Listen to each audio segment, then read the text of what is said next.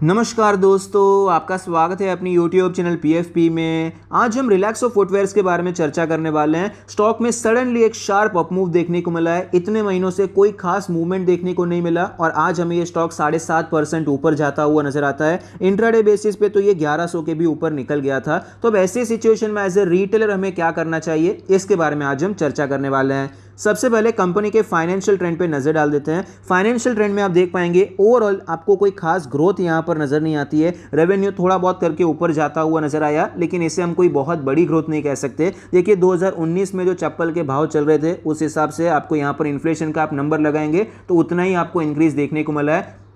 100 रुपए की चीज़ आपको 120 की होती हुई नजर आई, वॉल्यूम सेम रहेगा तो आपको सेल्स में आपको इंक्रीज देखने को मिलेगा। बाकी कोई खास ग्रोथ आपको रेवेन्यू में नजर नहीं आती है। प्रॉफिटेबिलिटी में आपको अच्छा इंक्रीज देखने को मिला था, लेकिन 2022 में प्रॉफिट भी वापस नीचे जाता हुआ नजर आया है। तो पिछले 4 साल का जो फाइनेंशियल ट्रेंड है अट्रैक्टिव तो बिल्कुल भी नजर नहीं आता है। मार्जिन भी रिड्यूस हो चुके हैं क्योंकि आपको क्लियरली रेवेन्यू तो बढ़ता हुआ नजर आया लेकिन प्रॉफिट नीचे जा रहा है, मतलब मार्जिन में गिरावट हो रही है। तो ये कुछ नेगेटिव पॉइंट्स हमें फाइनेंशियल ट्रेंड में नजर आते हैं। शेयर होल्डिंग पैटर्न के बारे में बात करें, टोटल प्रमोटर होल्डिंग है 70.78%, जिसमें से कुछ भी प्लेज नहीं है। म्यूचुअल फंड 7%, अदर DIS तो है ही नहीं।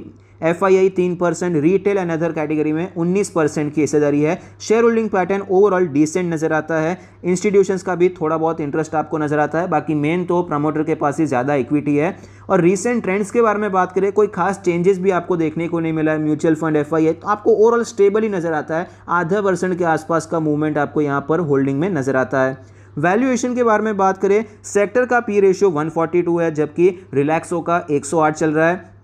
प्राइस टू बुक रेशियो 14 है जबकि सेक्टर का 6 के आसपास चल रहा है। मेरे हिसाब से तो पूरा जो सेक्टर है वही महंगा चल रहा है। बाटा का भी वैल्यूएशन काफ़ी ज़्यादा महंगा है। कैंपस एक्टिववेयर का जो वैल्यूएशन है वो भी आपको रिलैक्सो से भी महंगा नजर आता है। तो ओवरऑल वैल्यूएशन तो पूरे सेक्टर का ही महंगा है। इनफैक्ट यहाँ पर कैंपस से अगर हम कंपेयर करते हैं तो रिलैक्सो का वैल्यूएशन एक्चुअली बेटर नजर आता है।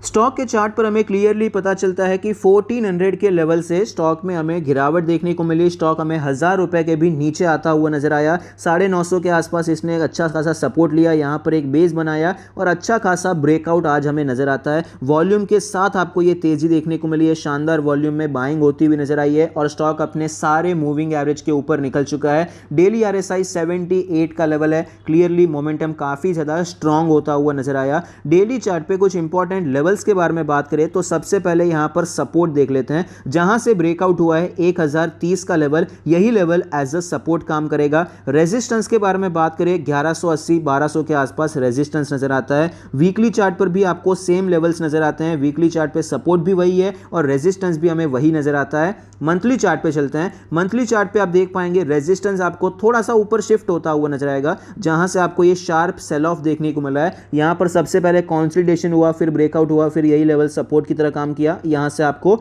शार्प गिरावट देखने को मिली 1220। ओवरऑल 1200 के आसपास ही आपको बड़े रेजिस्टेंस देखने को मिल रहे हैं।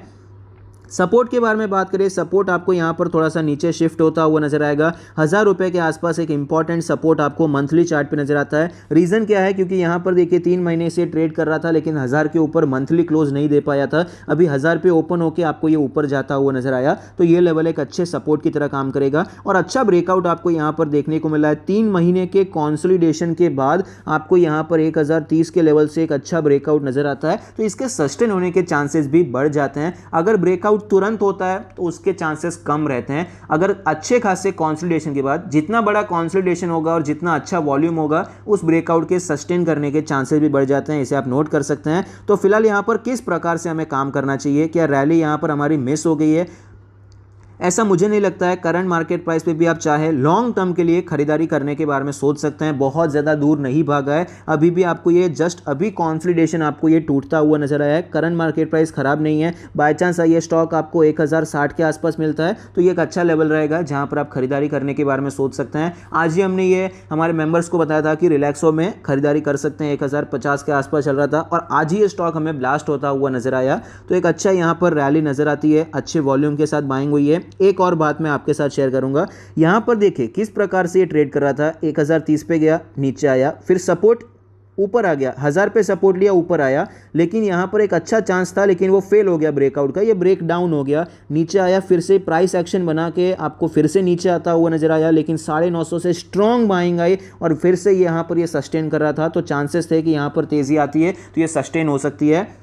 लॉन्ग टर्म के लिए तो मैंने आपको बता दिया। शॉर्ट टर्म के बारे में बात करें तो जैसा कि मैंने आपको बताया 1060 एक अच्छा लेवल हो सकता है, तो यहाँ पर आपका रिस्क रिवॉर्ड रेशियो अच्छा रहेगा। आप खरीदारी करने के बारे में सोच सकते हैं, 1200 का आप टारगेट रख सकते हैं। पोजिशनल ट्रेड के बारे में बात करें, पोजिशनल ट्रेड के लिए भी 1060 1050 ये सब एक अच्छे लेवल रहेंगे जहाँ से आप खरीदारी करने के बारे में सोच सकते हैं। आपका रिस्क रिवॉर्ड रेशियो अच्छा रहेगा और आपका पोजिशनल ट्रेड में टारगेट होगा ऑल टाइम हाई, मतलब 1400 के आसपास, लेकिन बीच में 1200 का एक मेजर रेजिस्टेंस है, इसीलिए फुल क्वांटिटी में अभी नहीं खरीदना है, हाफ क्वांटिटी खरीदिए जो भी आपकी कैपेसिटी है। मतलब मान लीजिए आप 1000 रुपए का रिस्क लेते हैं हर एक ट्रेड में, तो अभी 500 का रिस्क लेके खरीदारी कीजिए। और जब भी आपको यहां पर 1200 के लेवल पर ये स्टॉक जाता हुआ नजर आए, ऑब्जर्व कीजिए किस प्रकार से ये यहां पर रिएक्ट कर रहा है। अगर 1200 का लेवल ब्रेकआउट कर देता है तो आप स्टॉप लॉस को ट्रेल करके एडिशनल क्वांटिटी यहां पर खरीदारी कर सकते हैं और 1400 के लिए इसे आप होल्ड कर सकते हैं। इस प्रकार से हमारा पोजिशनल ट्रेड का प्लान हो सकता है। आई होप आपको ये वीडियो पसंद आता है, कुछ सीखने को मिलता है। Thank you, stay happy, happy investing.